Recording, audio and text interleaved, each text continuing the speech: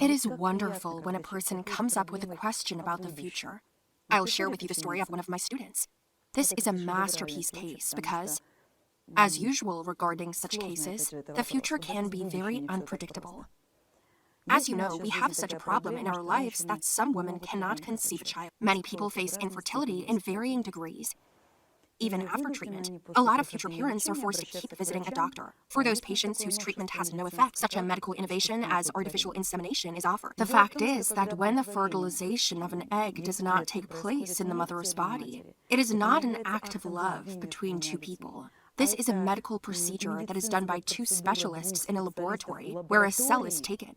Such a cell is not treated as a living being, and then a second cell is taken and inserted into the first one by force.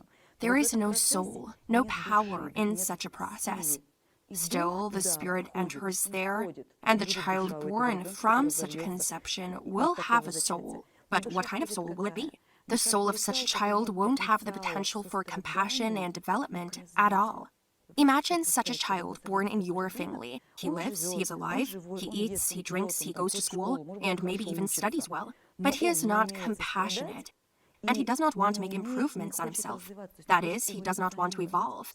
Can you imagine? This is a big problem. So here is the story of the student I have already mentioned. This woman came to me. She was 45 years old and had 2 children from a previous marriage. But she wanted a 3rd child because her new husband, who is younger than her, finally decided he wanted to become a father too. And if there was no child, the family's life could get ruined. They had a common business, and he adopted her children, so they had a good family, and therefore it was extremely important for the woman to get pregnant. But at the age of 45, almost no woman has the health and sufficient body resources to conceive. And so she decided to turn to artificial insemination. When she came to me during our talk, she said that it was very scary for her to conceive a child in this way, because she could give birth to a child with such a soul that could hardly learn anything about compassion and development. And then a miracle happened. We performed 2 shamanic rites with her. One shamanic rite was about turning to the spirits and asking them to entrust a soul to this family.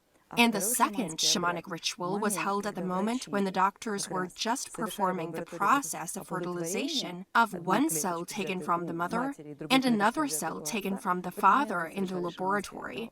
And at a distance, we created that force, those circumstances, that atmosphere in which a living conception could happen. The woman carried the baby.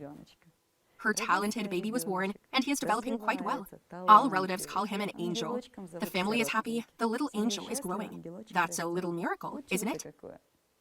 The power of the living shaman drum calls you to places of power. Trance practices, contacts with other civilizations, communication with spirits. All this awaits you at the next seminar. Be with the power. Be at the place of power.